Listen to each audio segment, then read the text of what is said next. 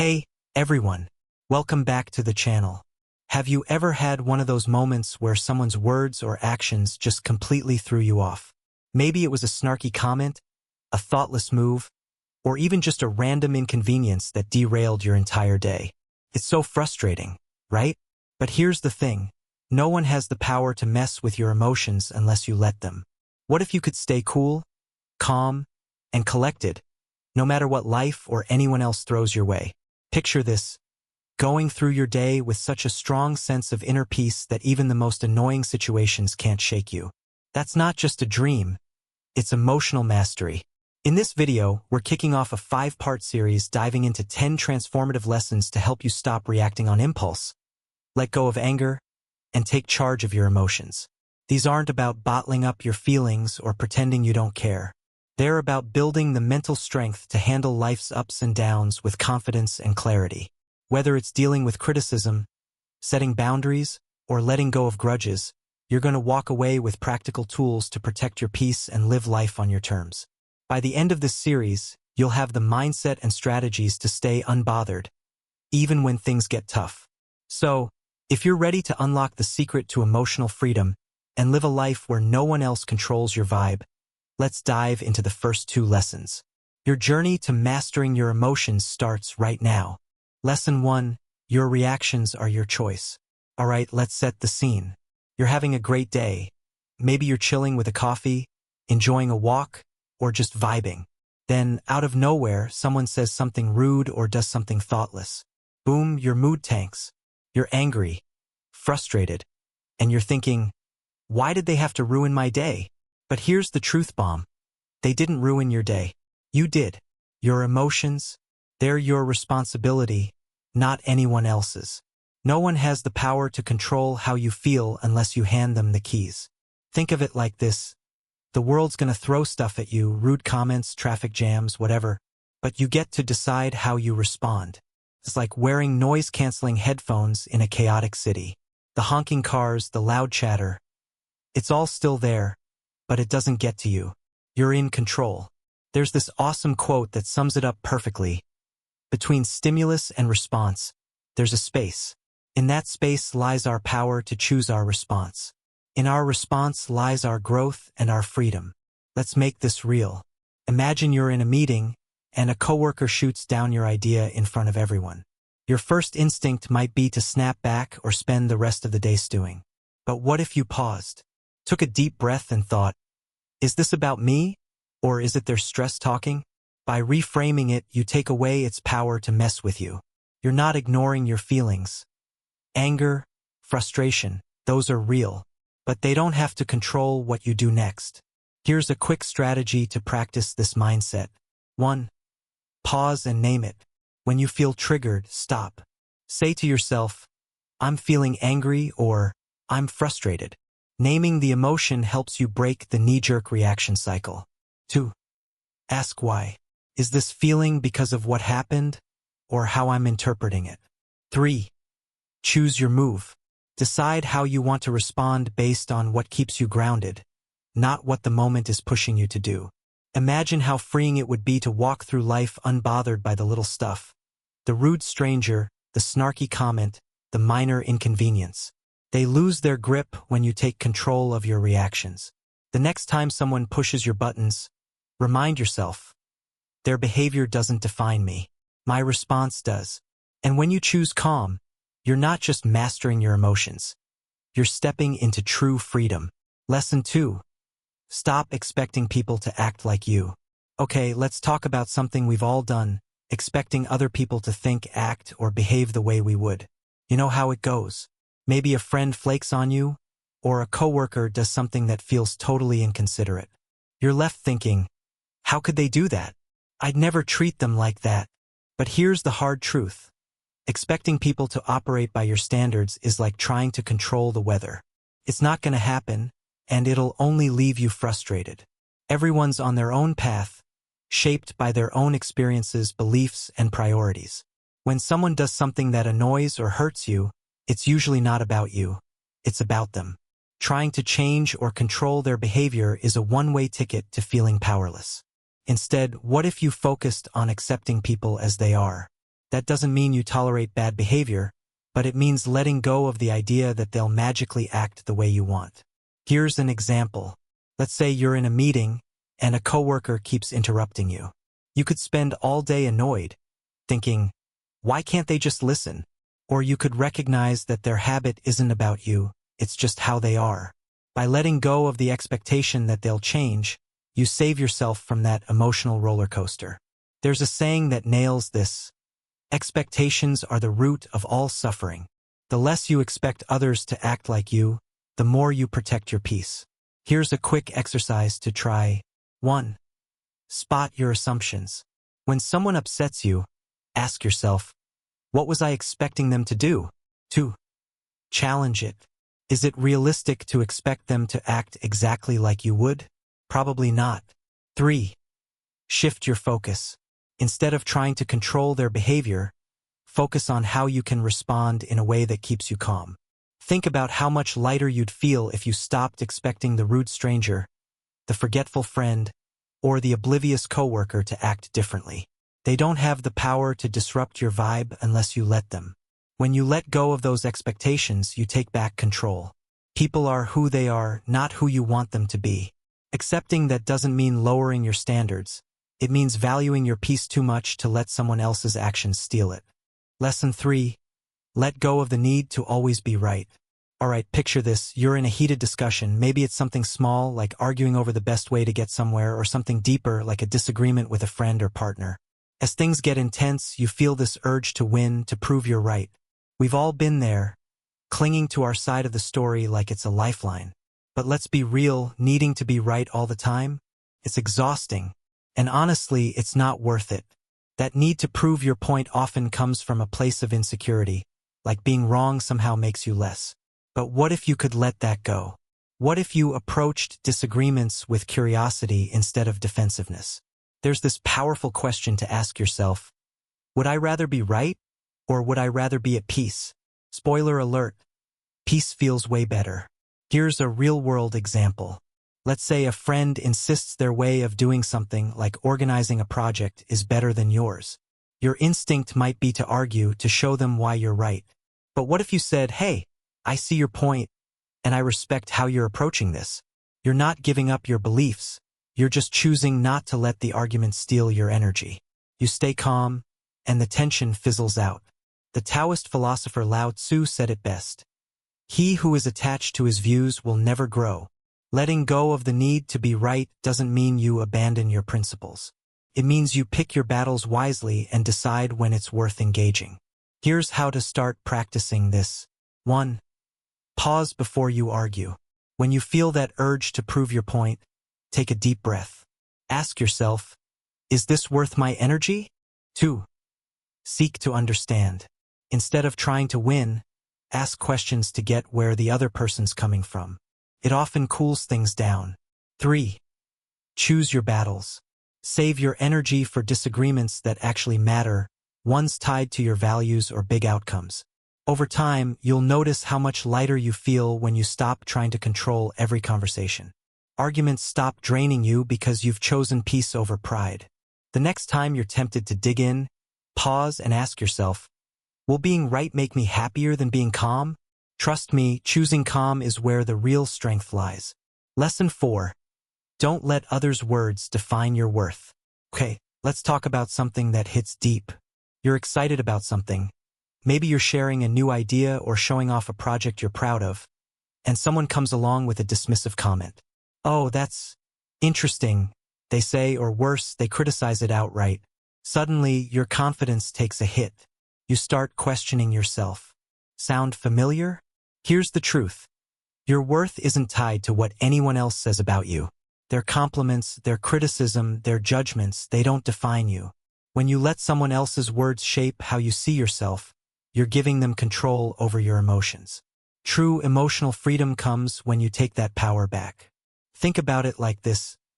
Everyone's got their own lens, shaped by their experiences, biases, or even just a bad day. When someone criticizes you, it's often more about them than you. So why let their opinion mess with your vibe? Let's say a coworker tears into your work in a way that feels personal. Your first instinct might be to defend yourself or feel crushed. But what if you paused and thought, their words are just their perspective, not my truth? By separating your worth from their opinion, you stay grounded. Marcus Aurelius nailed this one. It never ceases to amaze me. We all love ourselves more than other people, but care more about their opinion than our own. Here's a practical way to stop letting others' words get to you. 1. Pause when it stings. If someone's comment hurts, take a moment to breathe. That pause helps you avoid reacting on impulse. 2. Fact-check the feedback. Ask yourself, is there truth here I can learn from? Or is this just their opinion? Keep what's useful, ditch the rest. 3. Reaffirm your worth. Remind yourself that your value doesn't depend on anyone's approval. It's yours no matter what. Lao Tzu put it perfectly. Care about what other people think, and you will always be their prisoner. Letting go of the need for validation doesn't mean you stop caring about people. It means you stop letting their opinions weigh you down.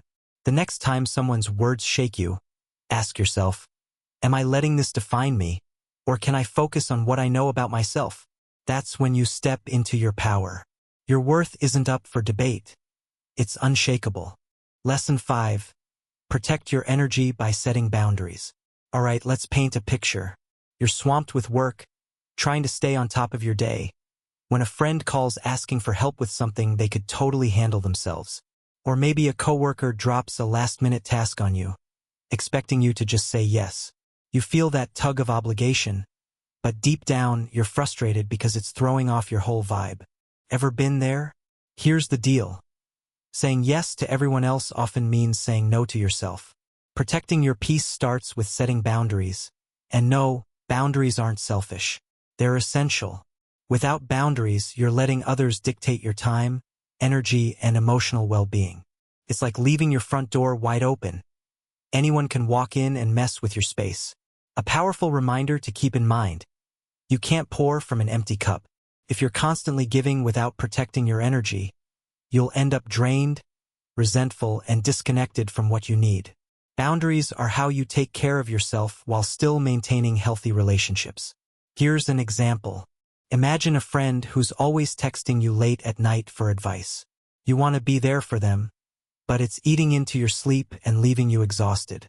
Instead of silently fuming, you could say, "Hey, I really care about you, but I need my evenings to recharge. Can we catch up tomorrow?" It's kind, clear, and protects your energy without burning bridges. Epictetus, the Stoic philosopher, said it perfectly. Freedom is the ability to live as we wish. Boundaries let you choose where your energy goes. Here's how to set boundaries like a pro. 1. Be clear and direct. Communicate your limits calmly. People respect boundaries when they understand them. For example, I need some quiet time after work to unwind. 2. Use I statements. Focus on your needs, not their behavior. Say, I need space to focus, instead of, you're always interrupting me. 3. Stick to it. Once you set a boundary, follow through. Consistency shows you're serious about your peace. Lao Tzu's wisdom ties this together. He who knows when to stop does not find himself in trouble. Boundaries aren't about shutting people out. They're about creating space for healthier connections. The next time you feel overwhelmed or taken for granted, ask yourself, have I set clear boundaries? Am I honoring them? By saying no to what drains you, you're saying yes to what matters, your peace, your time, your emotional well-being. That's how you give the world the best version of you. Lesson 6. Detach from the opinions of others. Okay, let's talk about something we've all dealt with, caring too much about what other people think. Picture this. You share something you're excited about, like a new project or a bold idea, and someone responds with criticism or just a lukewarm meh. That sting of disappointment can spiral into self-doubt, and suddenly you're questioning everything. Why do their opinions hit so hard? Because we're wired to seek approval. But emotional freedom comes when you stop letting other people's thoughts define your worth. Think of it this way. Everyone sees the world through their own lens, colored by their experiences, biases, or even just a bad mood. When someone judges you, it's usually more about them than you. Why give them the power to control how you feel? Your worth isn't up for debate. It's yours no matter what anyone says. A simple truth to hold on to. You don't need everyone's approval to live authentically. Let's make it practical. Imagine you're rocking a new outfit you love, and a coworker says, "That's an interesting choice." You could let that comment ruin your confidence, or you could think, "Their opinion doesn't change how I feel about this." By detaching, you keep your joy intact. Epictetus had this one nailed. If you want to improve, be content to be thought foolish and stupid. It sounds intense, but it's liberating. Growth means doing what feels right for you, even if others don't get it. Here's how to start detaching from others' opinions. 1. Question their weight. When someone's judgment bothers you, ask, "Why does this matter to me? Do they have authority over my life?" 2. Ground yourself in your values. Focus on what you care about, not what others expect. Your goals and principles are your compass. 3. Let it pass. Picture their opinions like leaves floating down a stream. They're there for a moment, then gone. Lao Tzu said, "Care about people's approval, and you will always be their prisoner." Detaching doesn't mean ignoring feedback. It means filtering out what doesn't serve you. The next time someone's words shake you, pause and ask, "Am I living for them or for me?" By choosing your own path, you stay grounded no matter what anyone thinks. Your life is too important to be swayed by fleeting opinions. Lesson 7. Respond with silence, not anger. Alright, imagine this. You're in a heated moment. Maybe someone says something hurtful or straight up tries to provoke you. Your heart's racing, your face feels hot, and you're ready to clap back with something sharp. We've all been there. But what if, instead of firing off a response, you just stayed quiet? Silence isn't weakness. It's one of the most powerful tools you have when dealing with negativity. It's about choosing calm over chaos and keeping your peace intact. Responding with silence doesn't mean you're dodging the issue or letting someone walk over you. It means you're strong enough to not let their behavior pull you into a fight. There's this gem of wisdom that sums it up. The less you respond to negativity, the more peaceful your life becomes. Silence says, "I'm not letting you control my vibe." Picture this, you're in a work meeting, and someone tries to undermine you, maybe throwing shade to make you look bad. You've got two options: jump into a back and forth that escalates, or pause and stay silent. By choosing silence, you deny them the reaction they're fishing for and show everyone else who's really in control. Marcus Aurelius had it right. The best answer to anger is silence. Anger wants fuel to keep burning, and silence starves it. Here's how to make silence your go-to move. 1. Pause before reacting. When someone's words hit a nerve, take a deep breath. That pause gives you space to think clearly. 2. Listen without defending. Sometimes people just need to vent. Let them talk without feeling like you have to jump in or explain yourself. 3. Speak only when it counts. If you need to respond, keep it calm, measured, and focused on what matters. There's a Buddhist saying that nails this: speak only if it improves upon the silence. Silence isn't about bottling up your feelings. It's about saving your energy for moments that deserve your voice. The next time someone tries to get under your skin, ask yourself, will responding make this better, or just drag me into the mess? Choosing silence keeps you in control and protects your peace. It's not just a response, it's a statement of strength. Lesson 8. Practice gratitude to dissolve anger. Okay, let's talk about those days when everything feels like it's going wrong. Your plans fall apart. Someone says something rude, and even the smallest annoyances feel like a personal attack. Anger starts creeping in, and you're thinking, why is everything so hard? Now pause. What if you could flip that mindset by focusing on what's right instead of what's wrong? That's where gratitude comes in. It's like a reset button for your emotions. Here's a powerful truth. You can't feel grateful and angry at the same time. Gratitude shifts your focus from frustration to perspective, helping you find calm even in the worst moments. Let's say you're stuck in traffic, late for something important. Instead of fuming, take a deep breath and think of 3 things you're thankful for. Maybe your car, the fact that you've got somewhere worth going, or even the song playing on the radio. Sounds simple, but that small shift can completely change your vibe.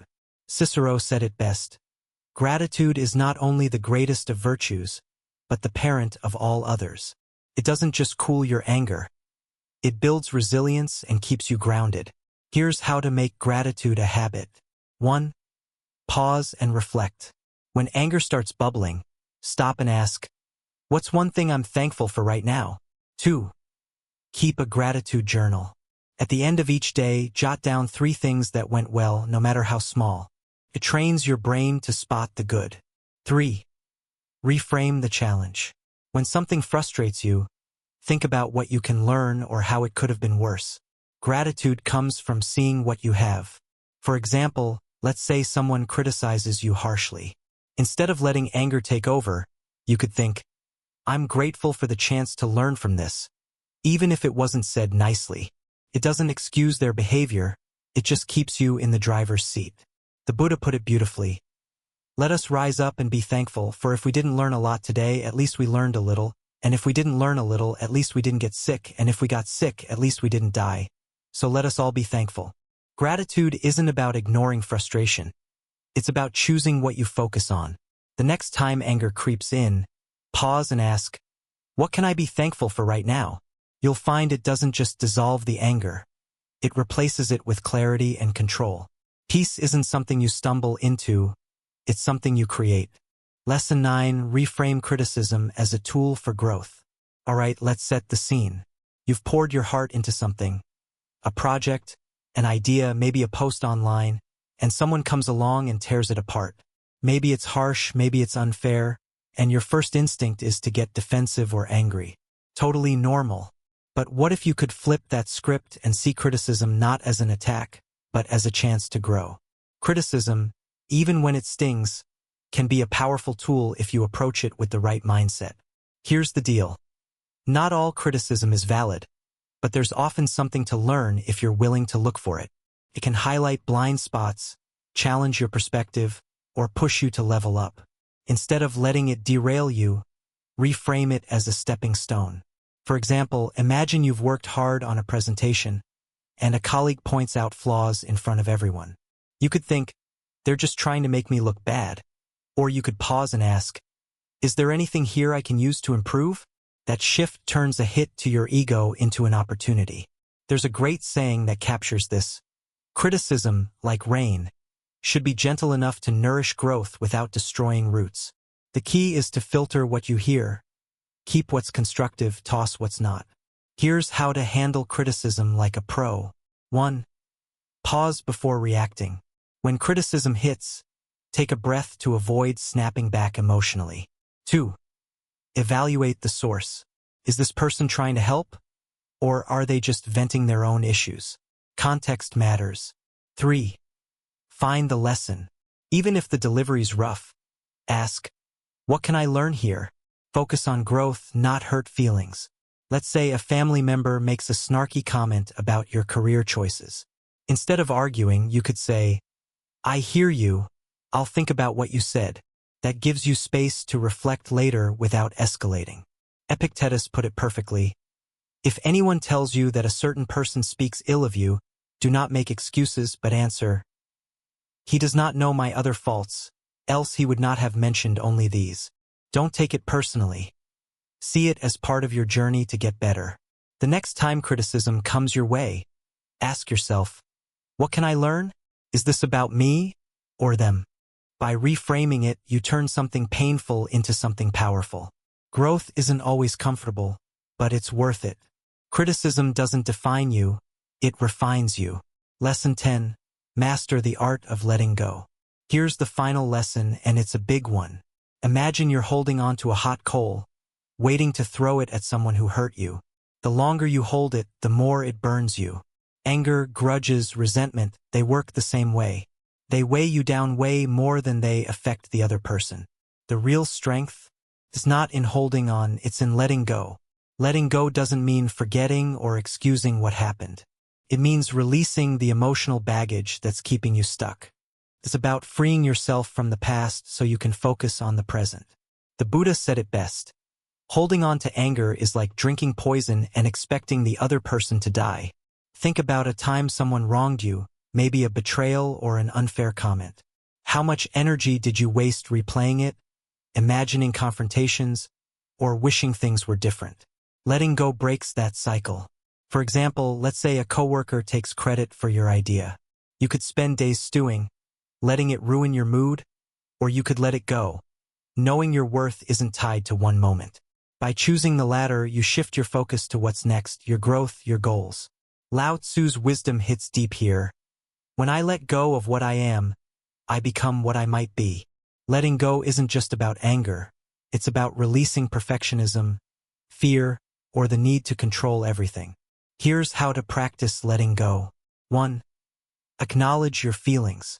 Don't suppress the hurt or anger. Feel it, name it, and let it exist without judgment. 2. Reframe the situation. Ask, what can I learn from this? How can I grow stronger? 3. Focus on now. Letting go is a choice you make for you. Shift your energy to the present where you have power. Think of letting go like releasing a balloon. The longer you hold it, the more it strains you. Let it float away and you feel lighter.